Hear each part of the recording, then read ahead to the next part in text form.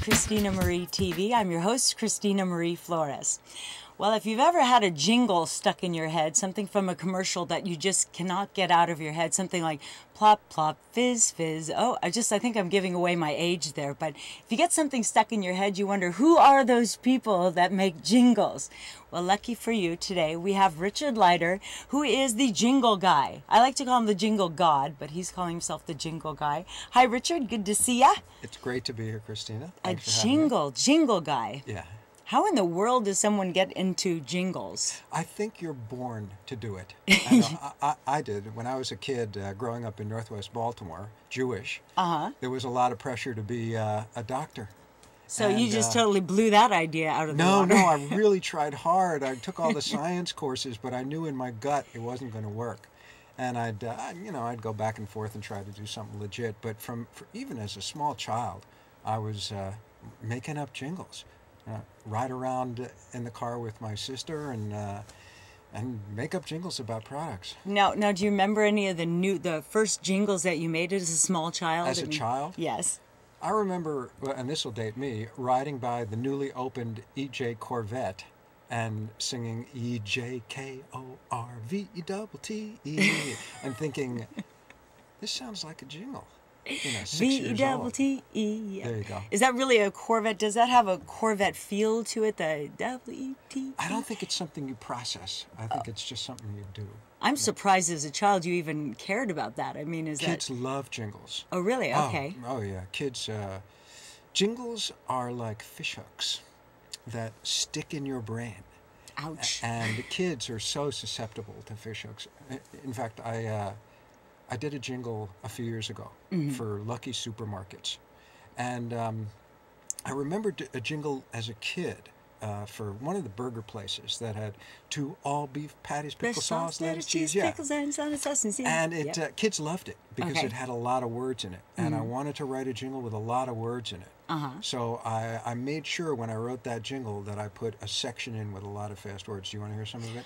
I would love to hear this. Now, actually, we have the whole setup here, so you're going to be treated to an actual concert of jingles.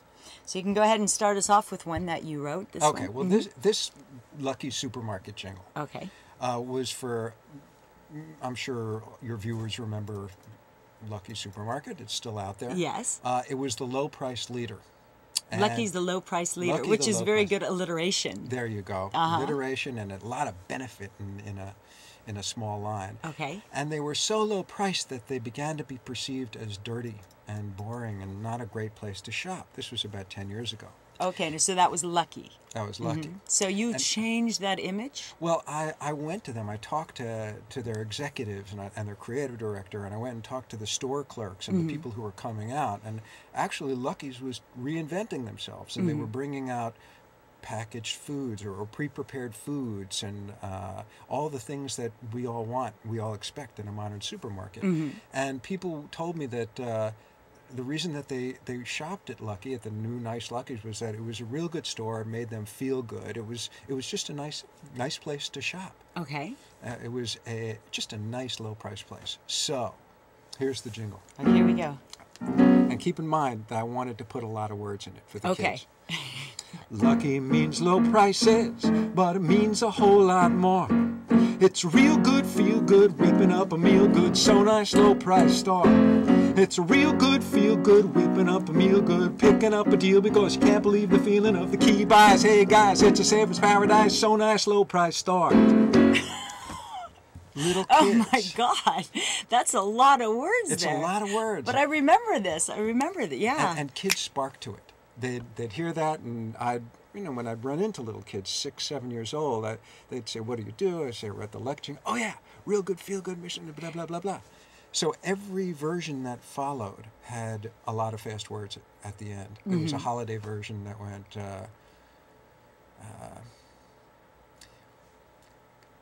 Name that jingle. Here we go. Gotta get the turkey, hit the Lucky after work. I need the candy yam, leg of lamb. I could eat a honey, ma'am. So nice, low price store.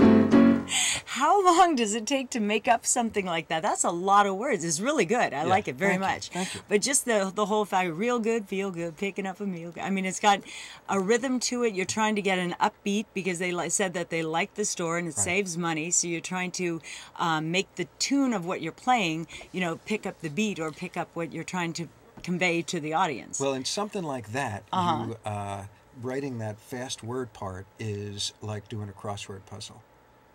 How so? Because you got to fit the rhymes in and make the rhythm work just perfectly. Gotta get the turkey, hit the lucky after work. I need a candy yam, leg of lamb. I could eat a honey ham. So nice, low price store. Wow, that's amazing. Now, as a kid, were you very good at rhyming? I was okay at rhyming. Mm-hmm. And you have the beat down, and it's all about the beat and the measure or whatever you would call that. The jingle is, a lot of people don't understand that a jingle is not a stupid little ditty. It's not, used to be, you love a Cadillac at Bushkin's. It just had to be something sort of catchy. Could you do that again? What was that one? I don't. It just popped out. Bushkin's. You love a Cadillac at Bushkin's. I love that. And in the old days, when jingles first came out, they were just kind of goofy. I mean, the name jingles is let's face it, pretty goofy. It is. Word. It is. But there were jingles like, there was one for Ralston. You know, I don't remember this, but I'm a student of jingles, and my mother used to sing me these jingles. Hut-sut Ralston on the Rilla-Ra and a brawler suet. Hut-sut Ralston on the Rilla-Ra and a brawler suet. It means nothing. But I'll remember that. Then, as jingles developed, they began to kind of encapsulate what advertisers call benefit. Mm-hmm. Every product has a benefit. And what is a benefit? Benefit is why you buy the product. Okay, what it does for you. Yeah, what it does for you. Okay. And every product has a benefit. Like you buy a Lamborghini, you buy an Italian sports car, Ferrari, you buy it because it's fast and it'll get you laid. And that's not why I buy my Ferraris. You bought your Ferrari because of the jingle. And the mileage. And the mileage, yeah. But jingles really have to have this benefit in there. So you try to write the jingle with something catchy, and sometimes the benefit is just the enthusiasm of the jingle. Sometimes you can just say the product name and something connected to it, and the energy will carry the benefit. But sometimes you want to get the benefit into the line. Like, I didn't write this, but there was a jingle for Sears that I really liked. That went, what was it? Come see the softer side of Sears. Yeah, I like that one. I remember that. And it reinvented Sears. It did. It said that the benefit of Sears was that they sold more than wrenches. Yes. They sold evidently, clothing. Unless they're soft wrenches. Yeah, that's true. It just made me think, now they're selling lingerie. You know, softer side. It's a gentler Sears. Right. I kind like of that. bizarre. It was really strange, but it worked. It worked. Yeah. And so now how does one go to school? You didn't go to school for jingles. You actually have an LA story. You went to go be in a band. Well, I moved to LA. I always had a struggle in my life because of the upbringing between kind of the pressure to have a normal, legitimate career as a professional and the desire to just go out and have a good time, which is basically what jingle writing is. And I do other things besides jingle writing. I'm a musician and a songwriter, and I sing, and I also worked at ad agencies, which is a very important part of the jingle process. Okay. So I moved to LA I went to grad school. I was trying to be a righteous guy, and didn't work. What happened? Well, I moved to Hollywood, and I came that's out the as end a of that. musician and composer. And I went to play in every style of band I could play. I played in rock cover bands. I started out as a jazz player, but I played in 50s bands and 60s bands, and I joined a salsa band in 2 years. And I played salsa band, yeah, really? I played in East LA. I was the Anglo guy in the salsa band playing for 6 hours. That was you? Yeah, well, one of that many. was you. That was excellent. And I played in country bands, and played in an R&B band that was managed by a pimp. Oh, who really? lived in the marina. A really, Marvin Lewis, if you're out there, I only have good thoughts of you.